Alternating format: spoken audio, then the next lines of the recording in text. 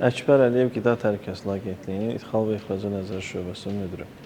Azərbaycan Respublikasına heyvan mənşəli məhsulların, o cümlədən ət və ət məhsullarının idxalı üçün ilk növbədə həmin məhsullar beynəlxalq baytarlıq sertifikatları ilə müşahidə olunmalıdır və həmin məhsullar ölkəyə idxal olunarkən ilkin nəzarət tədbiri sənəd nəzarətidir ki, burada həmin məhsulları müşahidə edən beynəlxalq baytarlıq sertifikatları yoxlanılır. Bundan əlavə, həmin məhsullar ölkəyə idxal edilməmişdən əvvəl elektron bildiriş verilərkən dünyadakı epizootik vəziyyət təhlil edilir.